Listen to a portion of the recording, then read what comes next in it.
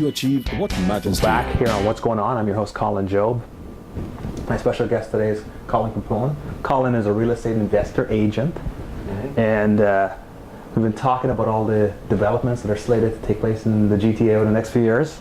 Yep. And when I think about it, like as I said before, Toronto has developed significantly over the last few years, and you're telling me that even more growth is to come. My question to you is, why Toronto? Because why not Montreal? Why not Calgary? Why not Vancouver? Why is Toronto such a big draw? Well, there's a number of reasons for that. First and foremost, we are very much a haven for immigration. We're a major port of entry for this country. Okay. We are the financial capital. So we have Bay Street, the major financial industries, the banks, etc., etc. The newest phenomenon, which would be immigration, but it would be in terms of people from all over the world want to come here because it's safe, it's secure. That used to be the States not too long ago, but as you can see, New York City. That used to be New York City not too long ago, but as you can see, in terms of the situation that's going on, instability going on throughout the global markets, people like to put their money here because we have a very safe and secure economy. We have a safe political system, a very secure political system. We have, as you can see from our banking situation, has been pretty much unscathed compared to... Very strong. Very strong. Actually, we are now becoming the model for the correct way to do banking as opposed to the rest of the world. So I think there was a recent study showing that we're now the standard, and the US and other countries that kind of got hit pretty hard want to use our system as a model. Wow, so for that reason, there's a lot of stability here. There's a lot of strength here, and that's not going to slow down anytime soon. Interesting. And people are coming here. Where are they coming from? Well, they're coming from anywhere. I mean, I think Toronto bodes well for being multicultural. Multiculturalism is always a big part of the city, and when you have people from all walks of life, from all countries, from all ethnicities, and they're welcomed here, they always have a relation to here. They might have an aunt who lives in Scarborough, an uncle who lives in Brampton. So at the end of the day, they can always relate to Toronto. They have family in Toronto. There's some connection. There's always a connection to this city. Absolutely. Yeah. Wow. But to me, when I look at the city, it looks as though we're almost out of land. That's my gut feeling. It looks as though we're almost out of land. Yeah. And well, we are out of land, and we're kind of built. So where are we going to put these folks? Well, that goes back to the same situation where the city has pushed now for intensification. They've already seen that we're out of land. City of Mississauga now, there's no more applications for condos going right now. The city of Toronto, intensification. They're trying to grow up instead of growing out. So we're trying to fit all the people, but there's a huge demand, and that's what's going to keep the real estate prices very, very strong. The strength in our real estate prices is basically the demand as opposed to the supply. So when the supply starts diminishing, the demand and the prices start increasing. And real estate is directly related to employment. And one thing that bodes well for Toronto is the employment is very, very strong in the GTA. Your real estate value is directly related to employment. So once the jobs stay here, there's always growth, there's new companies coming in. That's going to bode well for real estate investing. That's going to bode well for the strength in the real estate economy. So you're telling me that the city's actually planning for these people to come? It's almost as if they want them to come. Oh, yes. Because people are coming to Canada all the time. Yes.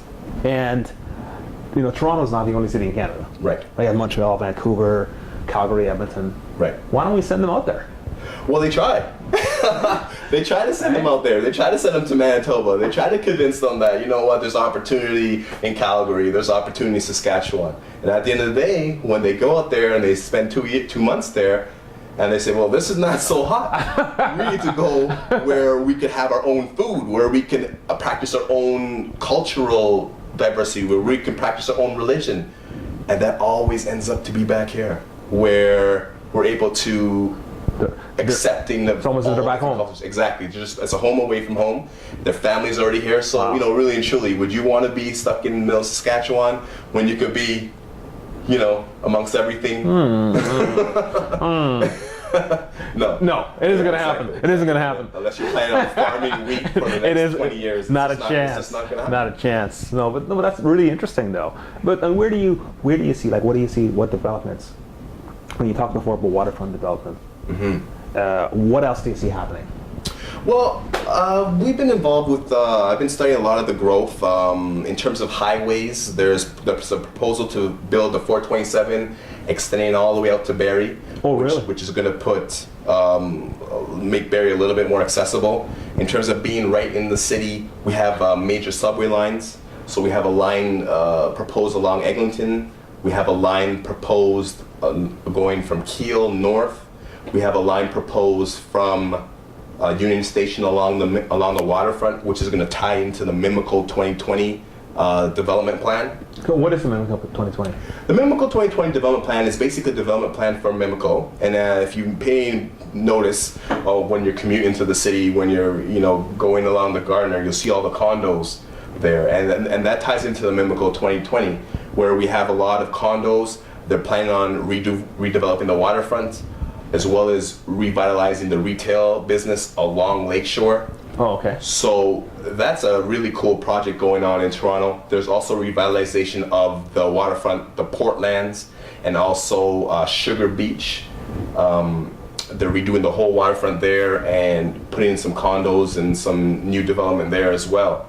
And Mayor Ford just released his ideas for the Portlands. We don't know how far that's going to go, but that idea was luxury hotels with U.S. retail stores, which is Macy's, Bloomingdale's, and that kind of stuff. Big plans. Big plan. And I think the mayor had disclosed that, you know what, a lot of the interest is coming from overseas. And this is what we're finding. We're finding a lot of the interest is coming in from overseas, and there's a lot of demand now on our property. And when you say overseas, are these Americans? They're British? Like, no. Who? Like, to me, Yeah. Canada's a fairly wealthy country, right? In my opinion. Yeah. And there are enough wealthy Canadians that want to invest. So you're saying that these are international investors? These are international investors, and these are the investors from Dubai, investors from China, investors from India. Currently, I'm representing a group who wants to purchase a 11-plex, a 12-plex, and we're going in trying to put offers on these properties, and we're finding there's a lot of competition now for 12-plexes where there never used to be competition for 12-plexes. So I'll sit right next to another person submitting an offer, and I said, well, who are you representing? Well, I'm representing a client from Dubai.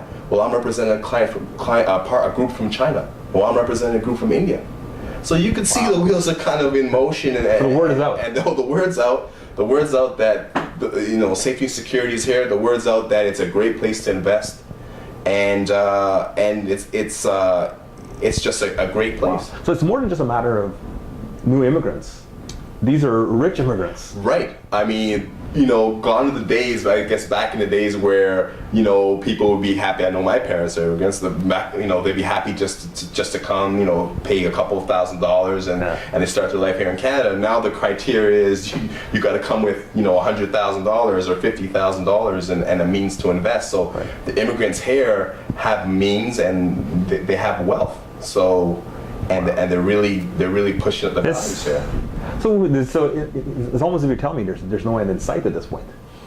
No, not that we see. We see tremendous growth here. I mean, we have, all the natural resources that are going to be in high demand for the future in terms of, freshwater resources. We have the biggest freshwater resource, and water, as you know, is going to be in high demand. Absolutely. We're talking about one of the biggest oil reserves. Well, we're in control of that. We're talking about lumber. We're talking about all these natural resources.